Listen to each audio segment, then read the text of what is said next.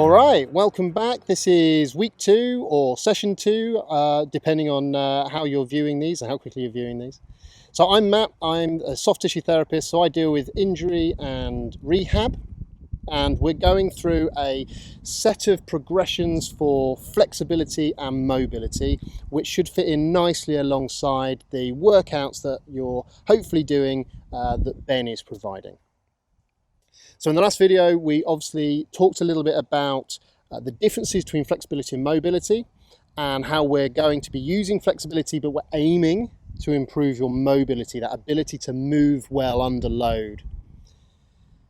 In this video, I'm just going to touch briefly on the difference between static and dynamic movements, particularly when we're talking stretching, and why you might use one rather than the other. And then we're going to go again through 2 upper body sort of stretches, mobility, and 2 for the lower body as well, with the aim being that by video 4 we'll have a nice set of stretches and movements that we can use to improve our mobility as a bit of a nice flow. Okay, so let's talk static versus dynamic stretching. What do we mean by that? So a static stretch is very similar to what we did in the previous video for things like the hamstrings or the quadriceps, so the fronts or backs of our thigh. And that's when we take a stretch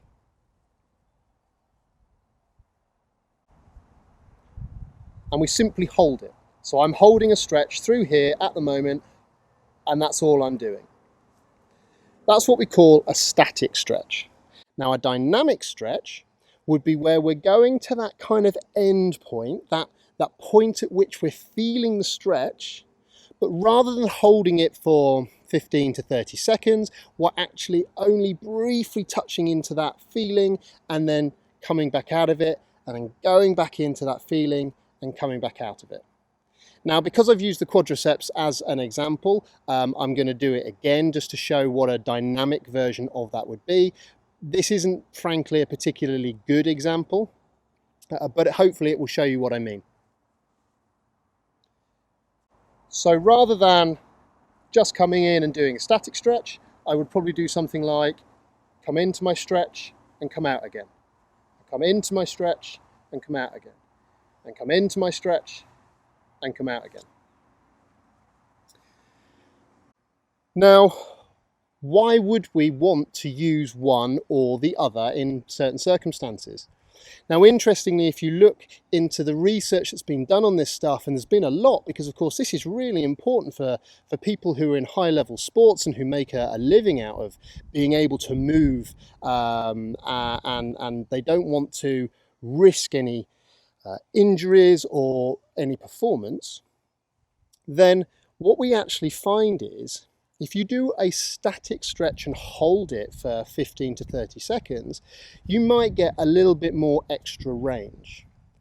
But you get that range at the sacrifice of power from the muscles. So what we tend to think nowadays is that a dynamic stretch where you're opening up the joints, where you're getting the muscles used to movement, is best before exercise or before activity, and that we save the static stretching for afterwards, where it can feel great, it can be really satisfying to get a nice deep stretch, and afterwards you might feel much kind of looser and feeling a lot better about yourself, but you're not then looking to go and perform. So if you're doing the workouts from Ben, then what I'd say is that you want to focus on doing more of the dynamic warm-up movements that we're doing in these videos pre-workout, and you want to save the static stretches that you're holding for sort of 15 to 30 seconds for after doing Ben's workout. And that's kind of how these sort of marry up quite nicely. Okay, so on to today. What are we going to be looking at? So we're going to be looking at the lats, the pecs, the glutes, and the hip flexors. Okay, so lats and pecs are our upper body. So our pecs are the muscles that make up essentially our chest. We actually have 2 pecs, if you will. Yes, we've got one each side, but actually on each side we've got two. We've got pec major, and that is pretty much, if you look at a guy who's been at the gym, that's pretty much the muscle that makes up the shape of his upper chest. That's pec major.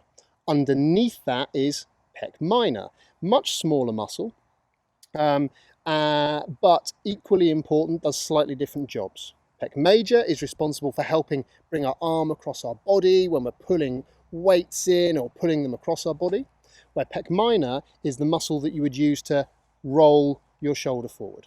Okay, so that is pec minor, and this is pec major.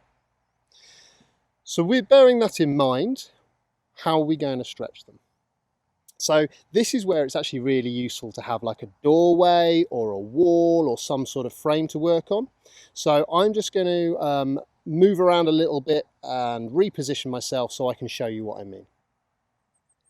All right, so here we go. I'm going to actually use this stick in lieu of a wall because it means that I can actually position myself around it and you guys can see me all the time as opposed to me be hidden behind a wall.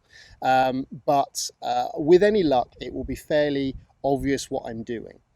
Now, for anything that you can do standing with this, we can actually do it sitting as well. So I'm going to demonstrate it while sitting. And then there are options to do the very same stretches whilst actually lying on the floor. So I will demonstrate those in a moment as well. Okay, so this is my wall. Now, to stretch out your pecs, effectively what you're trying to do is take your arm behind you. And we can do that either by merely moving our arm backwards. You may start to feel a bit of a stretch there. You can kind of move it up and down a little bit to find where it gives you the best stretch. That's about there for me. Or we can use something like the wall.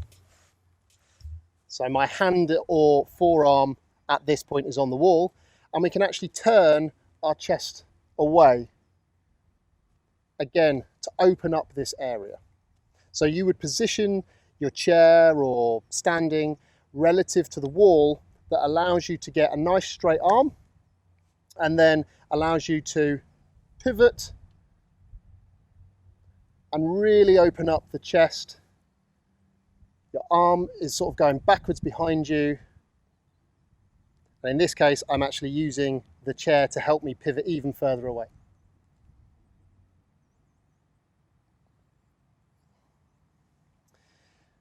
Now with the pecs, as I mentioned just a moment ago, the angle of your arm does change where you feel the stretch. So you might find that you need to go higher up the wall. You may find you need to go higher up the wall. So again, my hand would be pressing into the wall and I'm turning to open up my chest. I'm going to show you some of that from the side. So I have my trusty wall. I'm going to start by having it quite far behind me. I'm going to face forward and then I'm going to twist. And I'm opening up this part of my chest.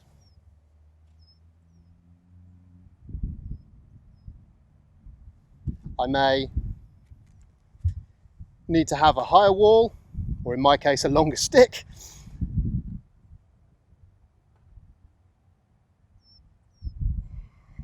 To get a slightly different feeling of stretch across my chest. Now, I mentioned previously you had two muscles. You've got the pec major and below you've got pec minor. So pec major is mostly being stretched when we have a straight arm. Pec minor, because we're looking more at the rolling of the shoulder, is actually easier to address if we bend our elbow. And then we can focus on actually taking the shoulder itself back. So again, if we're using our wall, I would have a bent arm and fundamentally do exactly the same type of movement.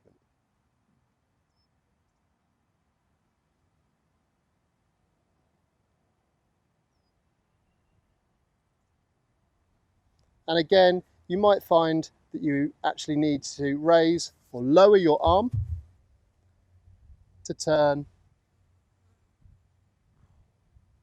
and get the best stretch for you. For me, it's about there.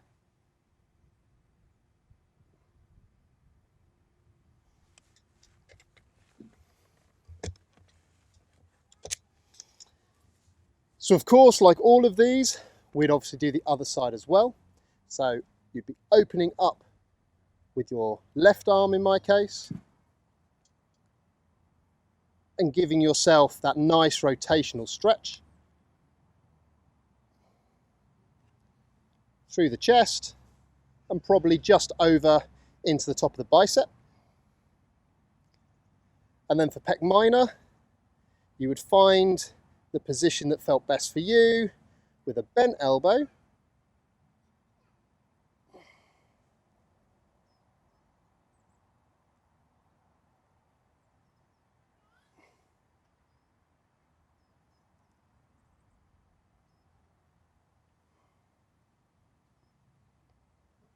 And you'd be looking to hold that for about 15 to 30 seconds. You may choose to hold it in different positions in order to achieve different feelings of stretch. And you're likely to feel the stretch. If it's a straight arm pec major, you may feel it partly along your breastbone. You may feel it a little bit along the underneath of your collarbone, or you may feel it kind of in that area that comes together and makes your armpit, because actually that bit that makes your armpit at the front, that is part of the muscle we're trying to stretch. For pec minor, when we're doing it with a bent elbow, you're actually more likely to find it stretching. It feels like it's almost in the middle of that muscle mass, but deeper underneath, because pec minor actually only attaches to your third, fourth and fifth ribs before coming out and joining the front of the shoulder. That can be really satisfying stretches. So how do we then do that when we're lying on the floor, which can for some people actually be even more effective, particularly if you're struggling to move around either seated or standing. So bear with me, I'm going to change the angle of the camera so you can see what I'm doing while I'm lying on the floor. Okay, this is going to be a little bit fun, but bear with me. You'll notice essentially what I'm doing is exactly the same movements. I'm bringing my arm out straight to the side at a slight angle somewhere. So my elbow is straight, but my shoulder is at a slight angle depending on where I best feel the stretch. And then for the second part of the stretch, I'll be doing a bent elbow, and again, raising it or lowering it relative, depending on where I best feel the stretch. And I'll be rolling my body over in order to elicit the stretch. I might be using my legs to help prop me up. So I'm going to demonstrate it without talking because all you'll hear is rustling, and then we'll review. All right?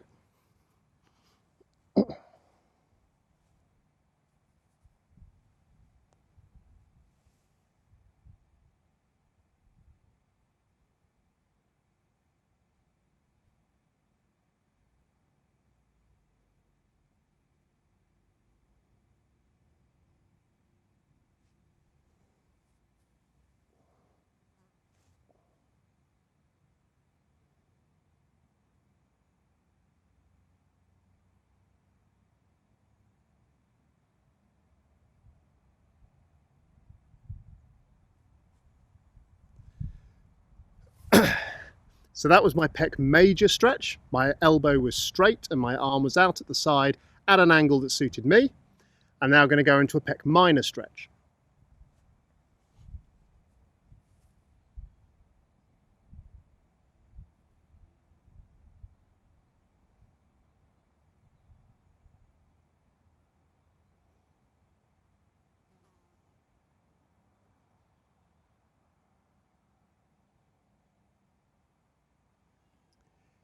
You'll actually notice here that I can't roll over as far as I did with the other stretch.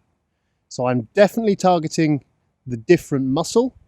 There's no way I could roll my body over in the same way I could with a straight arm. You, of course, may be different, but it turns out I'm feeling pretty tight through my pec minor.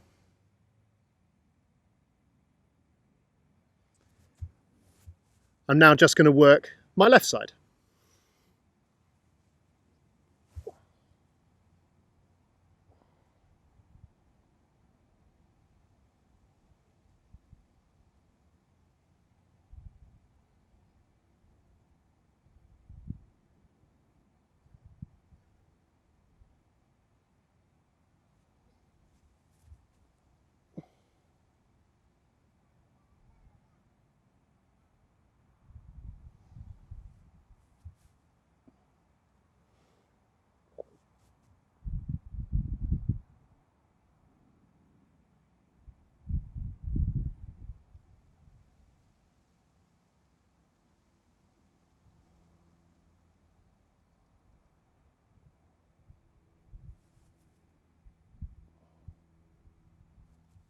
Okay, so the next stretch we're going to look at is for our lats.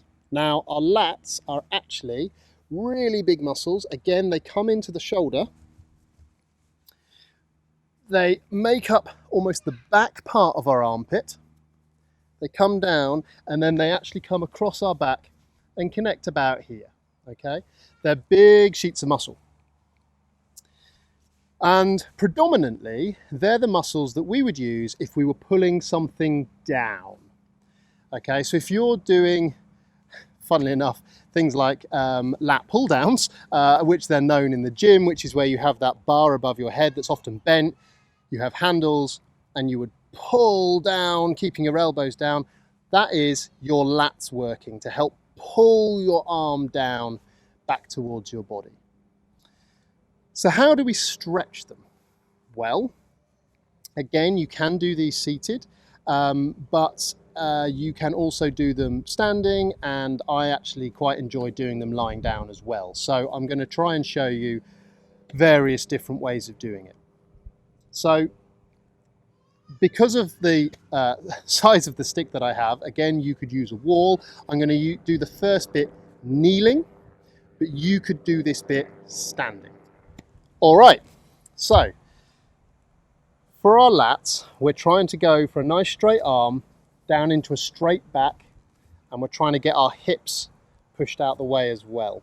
I'll demonstrate what I mean. Now, I would, if I was inside, I might be using a stair banister, I might be using a door handle to lean off, I might just be using the door frame just to hook my fingers around and hang off, basically.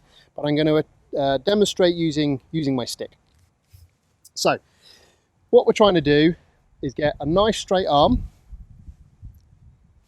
and a nice straight back down towards our hip. We may try and move our hip further backwards, and then essentially we're going to just sink down into that stretch, and we're going to put a little bit of a twist. So you'll see that I'm coming through and under to look out under my own armpit, and I'm just going to hang backwards off that. So the only bit that's working here is my hand to hold my door frame, and the rest of my body is just hanging back off that. And you'll find a bit of a twist. You'll start to get a nice pulling sensation from kind of underneath your armpit, round to the back a bit, and coming down.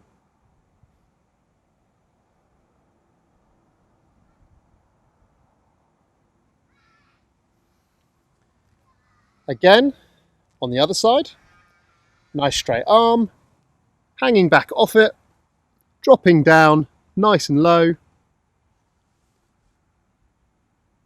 and twisting under.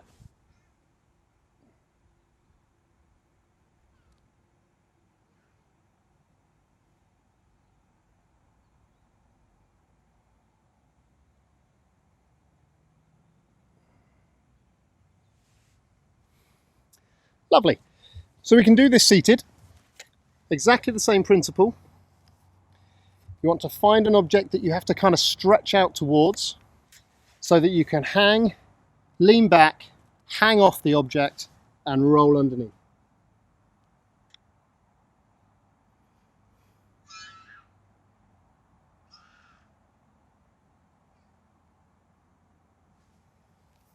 I'll switch to the other side so you can see.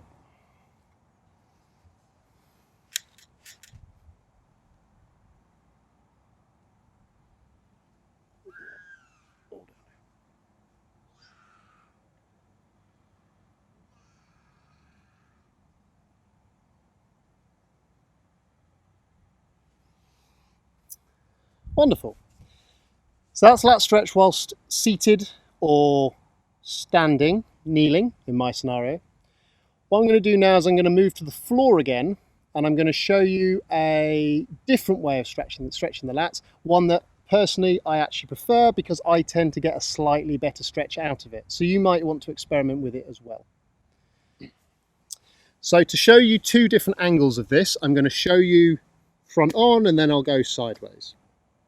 And then I'll come back front on to demonstrate the actual stretch because it's easier from that perspective. So we're going to be kneeling. You're going to have your the tops of your feet down towards the floor. You're not going to be on your toes here. Legs together.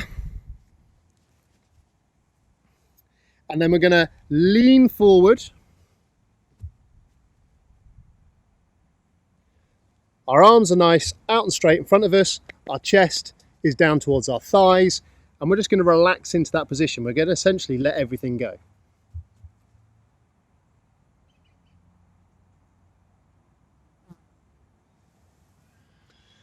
Now for some people that position can feel quite restrictive in the hips, and if that's the case that's fine.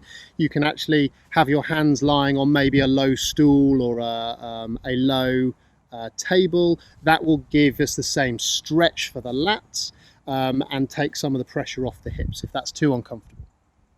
So from the side, feet down, sat on my heels, leaning forward.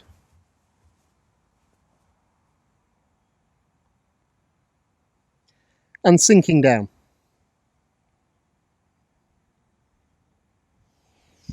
Now to get the stretch, what we're going to do is we're going to go from that leaning forward position to one side and then we're going to stretch back. So I'm going to lift my hips off my heels, move my hands to one side, keep my hands still in that new position and sit back my hips back to my heels, and as a result I will feel a stretch down the longest side of my body.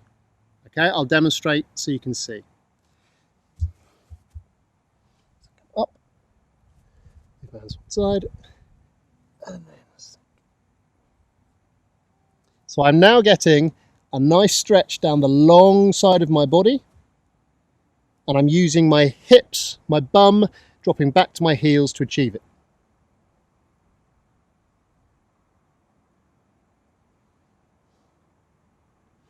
I'm gripping the floor to stop my hands from slipping. You don't have to grip very hard at all, it just means you're not sliding anywhere. And for me, I get a nice stretch. The best bit is probably just below the shoulder blade.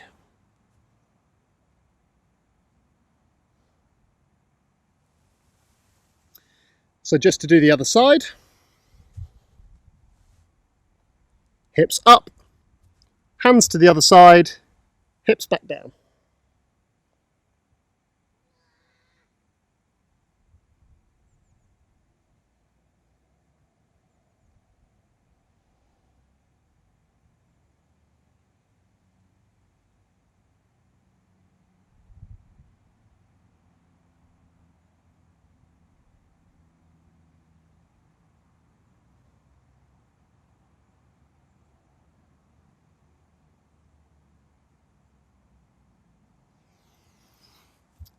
Lovely. So that's the lats done. Okay, so now we're on to the hip flexor. So the hip flexor is a muscle that's talked about quite a lot and is actually strongly related. It is a separate muscle, but it's strongly related to the action of your quadriceps, which was from the last video doing this movement of the hip.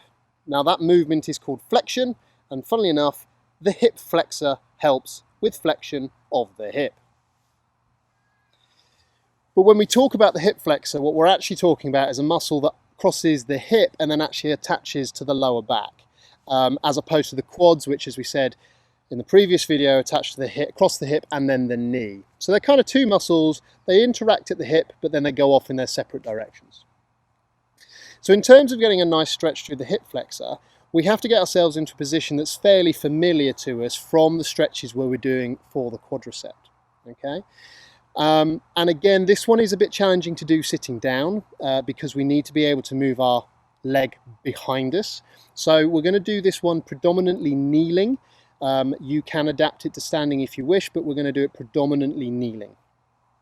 So I'm going to, you can either use something to balance on, which I will do to begin with, or if you're needing to get further into the stretch, you will have to practice just a little bit of balance by yourself. So once again, we're going to go into a kneeling lunge.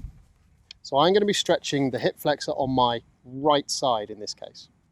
So we're going to go into a kneeling lunge, but we're actually going to lunge properly forward to get the stretch over the top of our hip, all right? Because the hip flexor is crossing the top of our hip.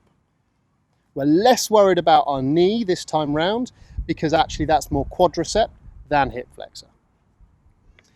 So I said the hip flexor then goes up to the lower back. So how do we get even more stretch? If we're kind of sitting down here and we're thinking, well, this is fine, but I'm only feeling it in my hip, how do I get more than this?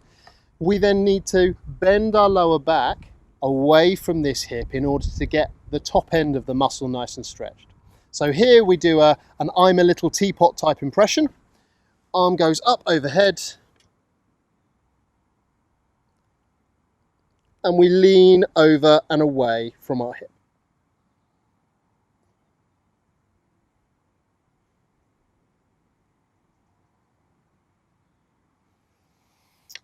If I turn that round, so now I'm leaning forward into my deep lunge, and then I'm becoming a little teapot.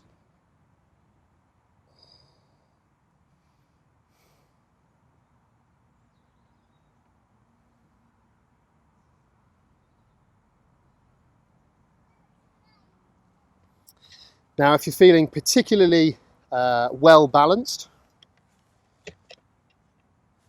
then you can remove whatever object you're using to lean on, and actually, again, thinking a bit yoga, a lot of people will use two arms to kind of lean forward or lean over to the side.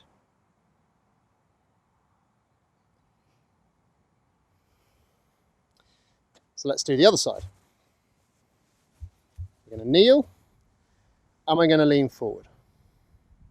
Now for some, this may be plenty of a stretch. It may be that particularly if you are in a position where you are seated a lot of the time, that your hip flexors don't often get into this extended position. And so you may find that hanging out here in this forward lunge is plenty of a stretch for now, and that is absolutely fine. But if you're kind of here and you're relatively comfortable and you think, yeah, I could probably try and get a bit more stretch out of this, that's when we go to I'm a little teapot.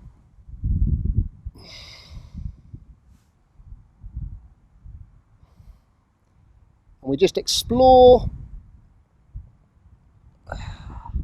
until we find a stretch that's starting to feel like it's going up into our lower back.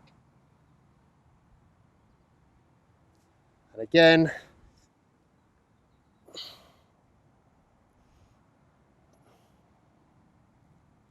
for me, that's quite a nice stretch.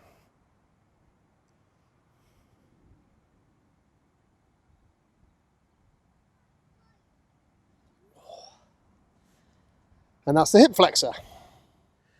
Okay, so now we're going to move on to the last muscle group for today, and that is the glutes as a whole. Okay, now there are a few different ways you can stretch the glutes, but we're going to stick predominantly to two types today because they are very similar to each other. And again, you can do them standing, seated, or there's an alternative where you can lie on the floor, which is brilliant if you're feeling particularly flexy. So, to feel a nice stretch across our glutes, I'm going to start with standing, and I'll then move to the sitting one, and I'll finally show you the last one when you're lying on the floor on your front. Okay, so if we are standing, we want to place our ankle just over the top of our knee, and then again, keeping a nice straight back, we just want to sit backwards. And at some point in this movement, you're going to feel a nice stretch across the back of your hip, through your bum. You'll notice this leg is nice and bent, this leg is relatively nice and relaxed. I've got no stretch here. The stretch is actually on the far side from the camera in this scenario.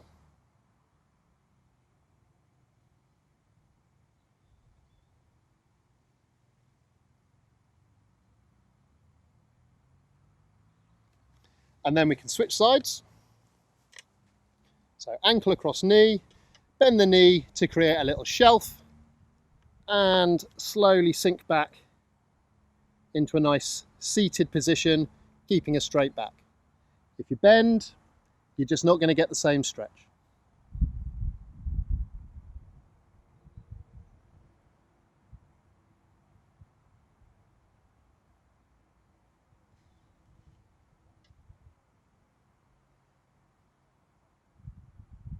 And the lower you sink, the more of a stretch you're going to get.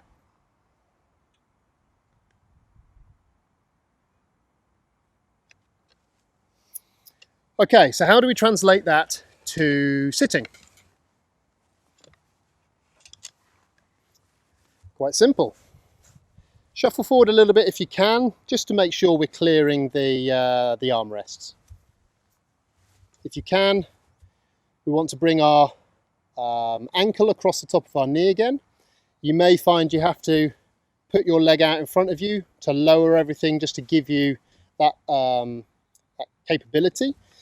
And then again, nice and straight through the back, through the front, and then we're just going to fold forward. And we're just going to lie our weight over our thighs.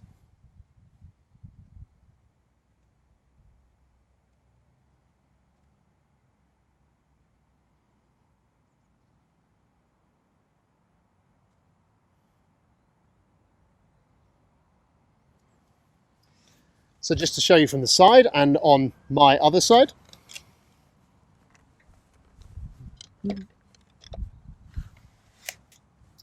Start seated, maybe stretch your leg out if it makes it easier for you to get your ankle over your knee. If not, you can have it higher, that's absolutely fine. You might find it more of a stretch. Nice and comfortable, nice straight back, and fold forward. And you'll start to feel a pull across your backside.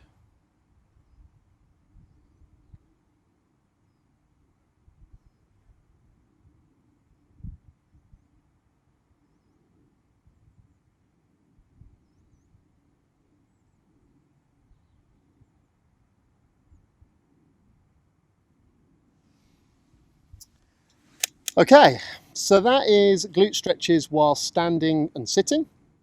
Now the last one, which to be honest is my favourite, is whilst lying on the ground. So again, I'm going to just adjust the camera and then we'll get on with that one. All right, so this last one for the glutes is, as I said, one of my favourites. It's actually known in yoga as pigeon pose. I'm not sure why, I've never seen a pigeon pull this one, but we go with what we've got, right?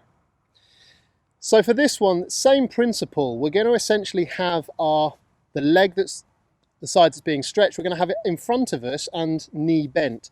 But what we're actually going to do is we're going to lie it on the floor in front of us. So what I'm going to do is get myself into a position where my leg is kind of at 90 degrees on the floor. And then depending on how flexible you are, you may be able to keep your knee at 90 degrees. If you're feeling less flexible, then you have your knee at far less than 90 degrees, and you can in fact start this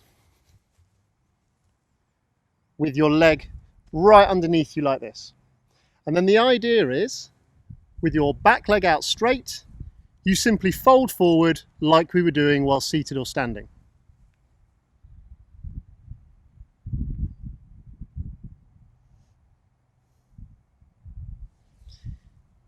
Now, as I say, in order to increase this stretch, what you do is you rotate your foot round to in front of you, So here I'm at about 45 degrees-ish. And then once again, you fold forward.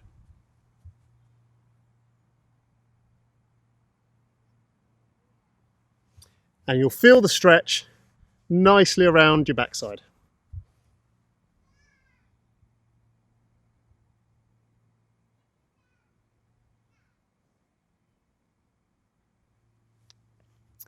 And then if you're feeling particularly bendy,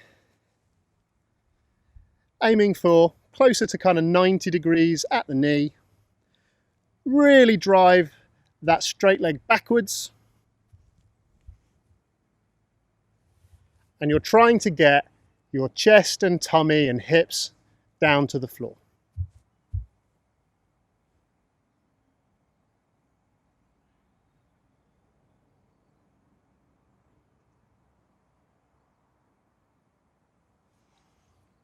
So we'll just switch to the other side.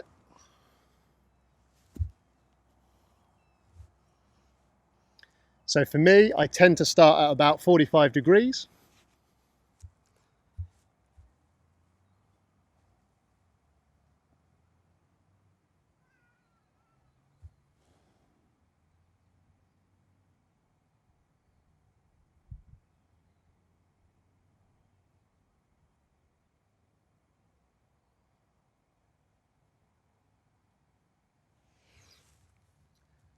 And then when I've held that pose for a few seconds, I find I can generally move my foot a bit more and sink into a deeper pose.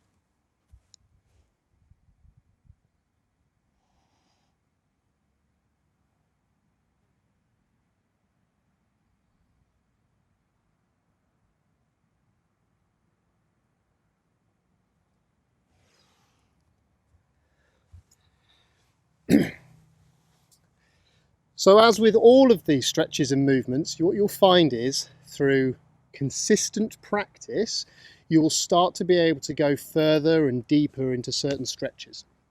Now, there's always going to be a limit, and everyone's bony structure is different, so that everyone's going to have slightly different limits as how far they can go. Everyone's nervous system is also slightly tuned differently, particularly if it's been exposed to different experiences, which are going to influence how comfortable it is in different positions. For example, past injuries. So all of these movements are designed to be progressive as you go deeper into each of the stretches. But once again, this is not a no pain, no gain. In actual fact, this is a if pain, then no gain. So keep it comfortable, keep practicing, be more dynamic before the workouts, spend some nice time in the statics post-workout, and I'll see you for the next video.